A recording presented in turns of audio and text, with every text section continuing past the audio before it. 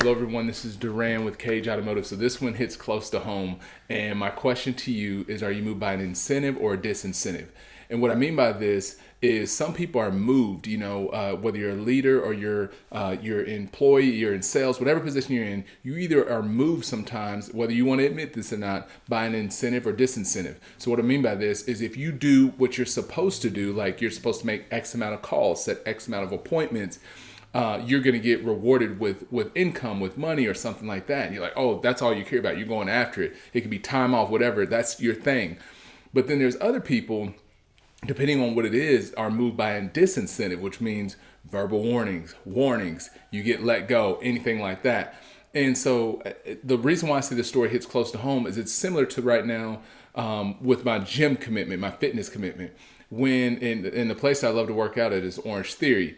Okay. And so one thing that I enjoyed, well, I shouldn't say enjoyed, but one thing that made me make sure I got up in the morning and went in and got in that workout at 5 o'clock in the morning is because the disincentive was that they would, there's a penalty for you not showing up unless something crazy happened, but that's holding you accountable to make sure that you show up.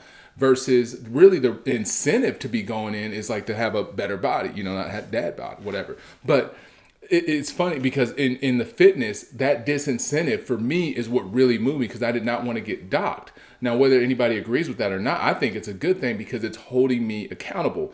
So it's the same thing at your company, at your dealership, whatever it is that you're doing, whether you're moved by an incentive or disincentive, one thing to keep in place is maybe you should have a little bit of both.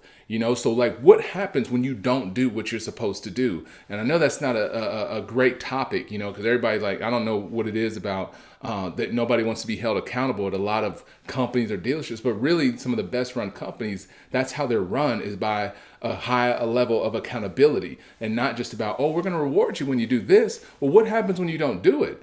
Because some people, that's how they just move is like knowing that, something's going to happen if they continue to not do what they're supposed to do, if that makes sense. So I hope everybody receives that. So make sure you're looking at your employees and adjusting that, but make sure you should have disincentives written out, like part of the agreement. This is what happens when you don't do X. And then if there's a reward for going above and beyond the call of duty, make sure that's written out as well. Because when you don't have either, it's like, people kind of get lost and they just get caught in going to work and they're just doing the same thing over and over again. So I hope you receive that. Another story hits home, disincentive or incentive, or get them with both. But anyways, I hope you receive this. Thanks and take care.